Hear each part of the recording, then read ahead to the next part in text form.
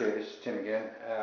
Just got the piece of drywall cut for this small patch that I'm doing right beside the shower wall.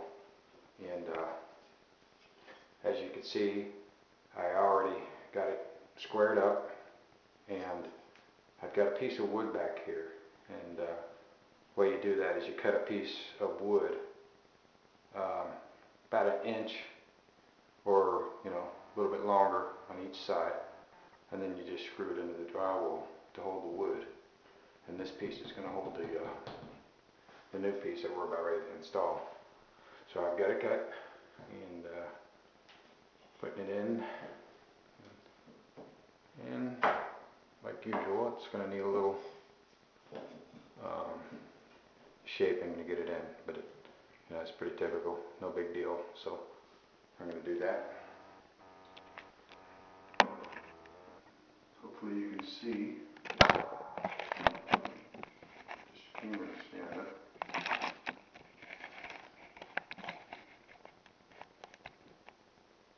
Okay.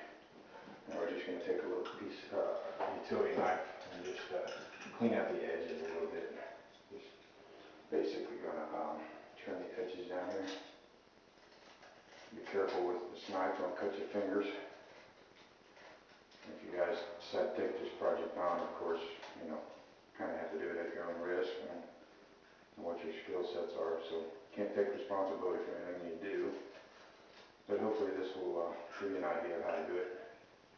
And just trim her up a little bit and pop her in. And then just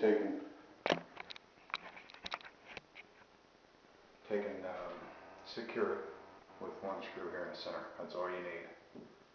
And this is this is good, strong, sturdy patch here. This isn't going to come out unless you take a hammer to it. This is going to be just as strong as that.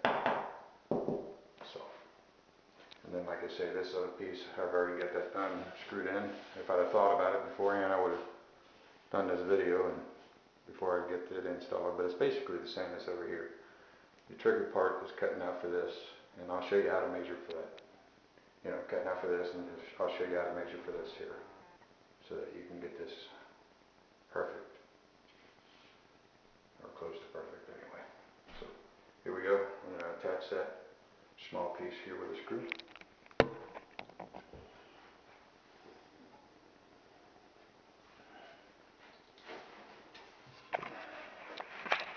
Just get a screw on the end of your drill. Make sure you have a good drill bit or it won't hold the screw. And right in the center.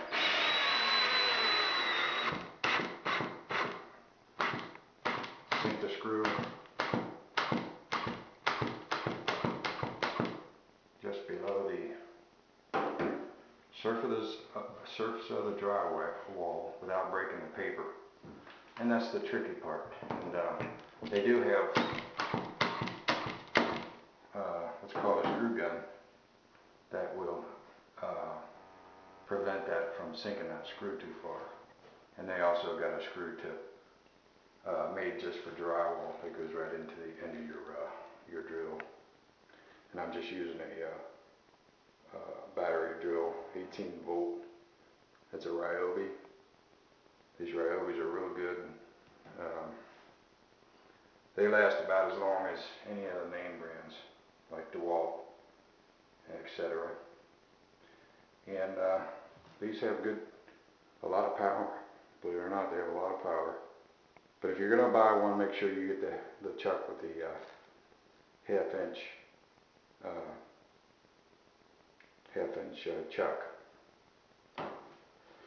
And so, yeah, that's basically how to patch drywall.